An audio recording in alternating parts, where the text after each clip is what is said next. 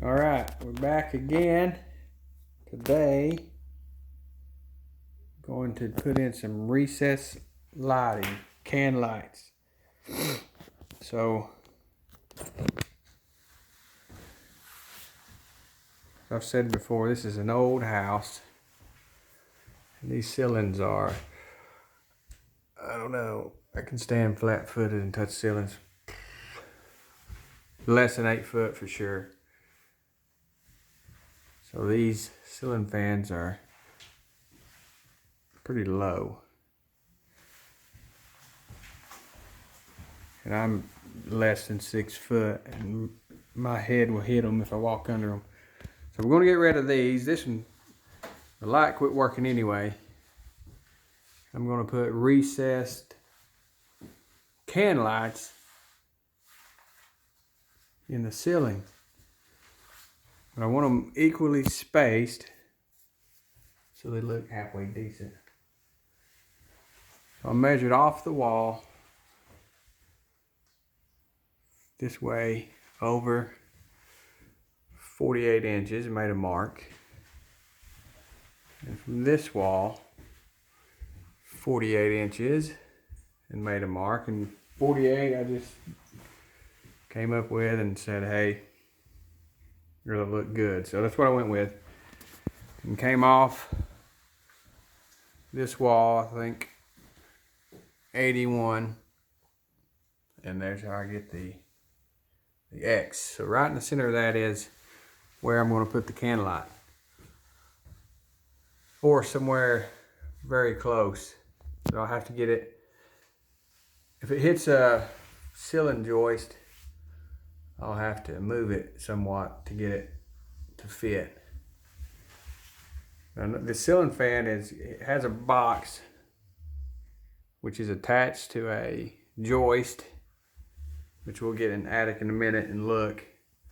So I know there's a joist close. I don't know if it's on this side or this side. But regardless, what I'm going to do is take, these are actually little rods that you use for holding insulation up. And if you look at my flooring insulation video, you'll see what they are. I'm going to take one of these rods and right in the center of this X, and kind of wiggle it until we get it through. I'm going to put you on the tripod, show you what I'm doing.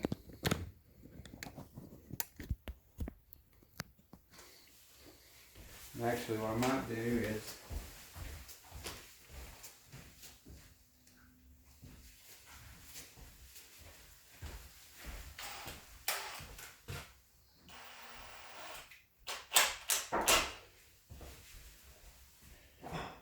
we'll put it on the drill.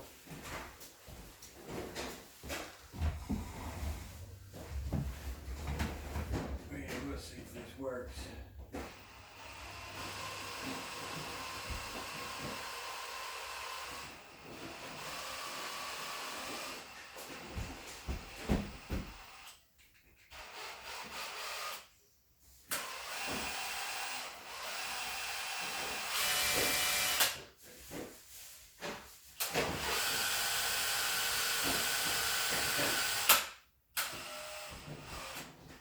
Oh yeah, in this old house,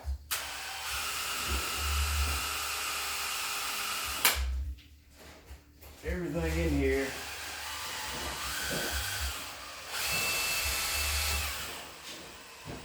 so we made it through.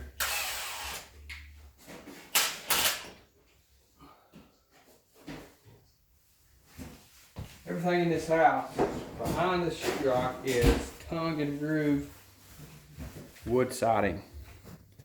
Or not siding, but tongue and groove pine boards.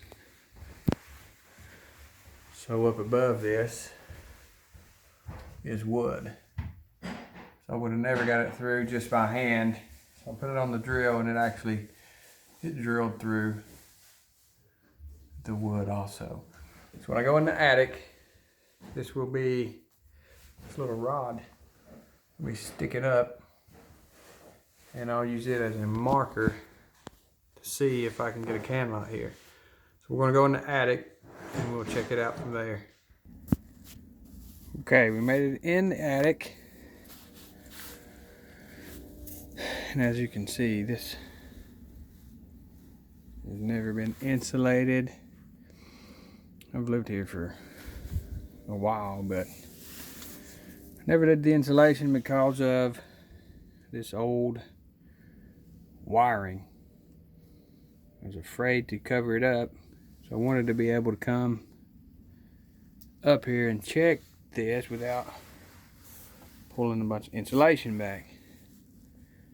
Now that I built an addition, I took out the old fuse panel, put in a new breaker box, and started to rewire everything into the new panel. So part of this with the can lights, it'll be with new wiring. And once I get everything rewired with new Romex 3-wire grounded, some of these are just 2-wire ungrounded, with a new 3-wire,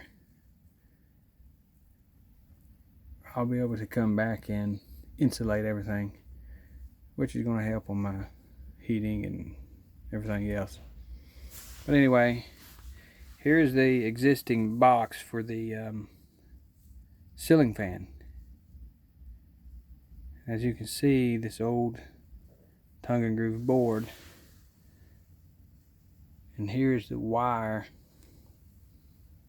that I drilled through. You can see where it penetrated the old wood. So can light will go right there, and that'll be fine because, let me see if I got it. Sorry for the darkness.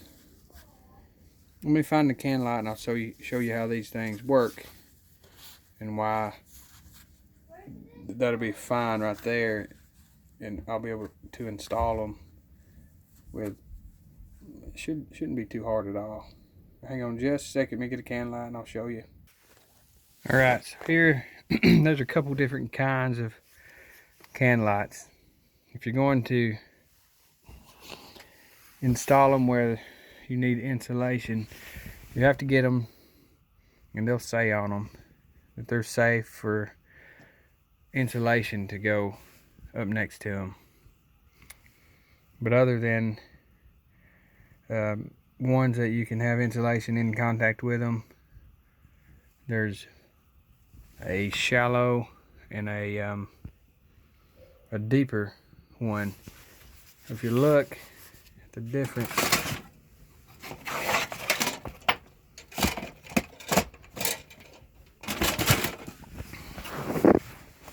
in height, you can see this one is not as tall as that one. I don't know if you can see that. So for my application,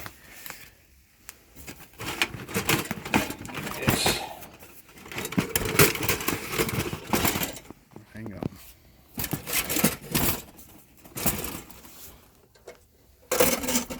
Well, here's the tall one, which sets up above our joist. At some point I may make this a finished space, which will just have a plywood floor and maybe sheetrock. I don't know, maybe just a plywood floor, and it'll make for a good storage area.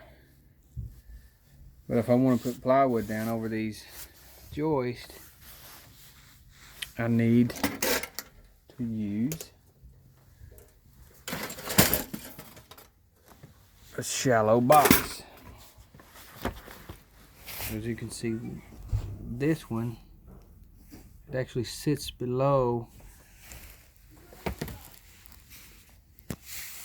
the height of this, so I can put a piece of plywood right over top of it and it'll clear. But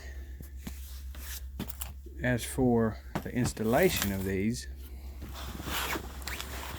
they're pretty simple. You have these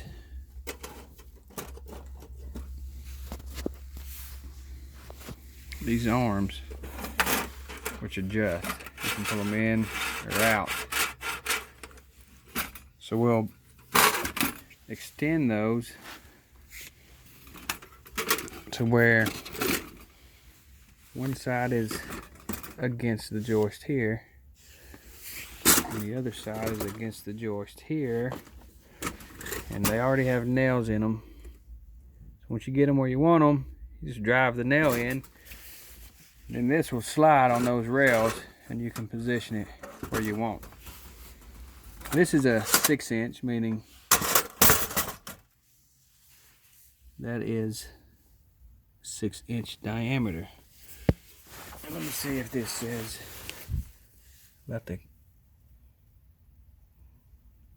able to be in contact with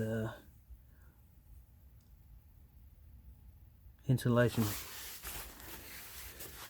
Look. Sure to say somewhere.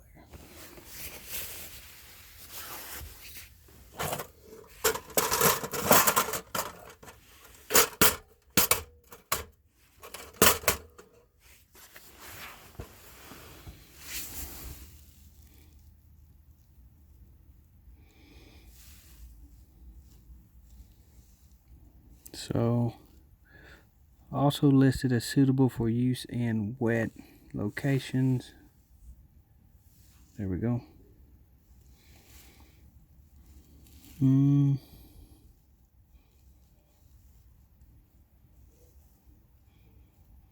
Tells you which trim number, whatever. We'll find a trim to go around it.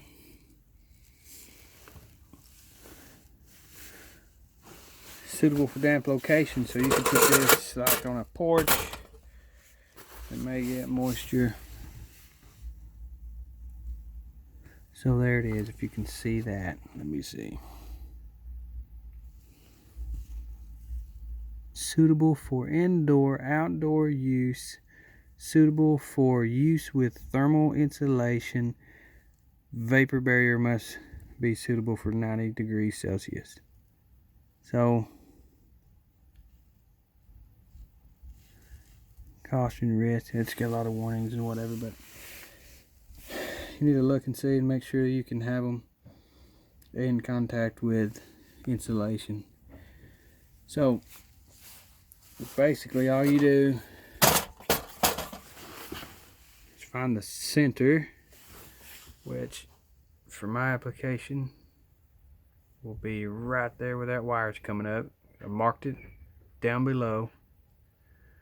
Put that little wire through so I'd know where I was at before cutting giant holes. So this is a 6-inch can light. So that's the center of where the light will be. So I'll cut a 6-inch diameter hole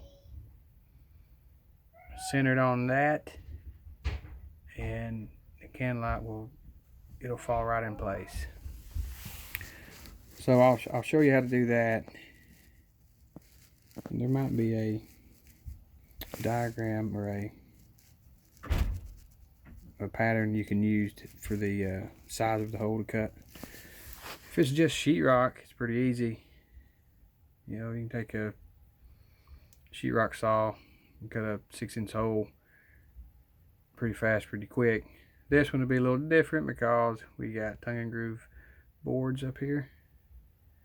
Still the same process, just take a different saw and a little more time. I'm going to cut this one out and we'll drop the light in, and I'll show you what that looks like from both sides, top and bottom.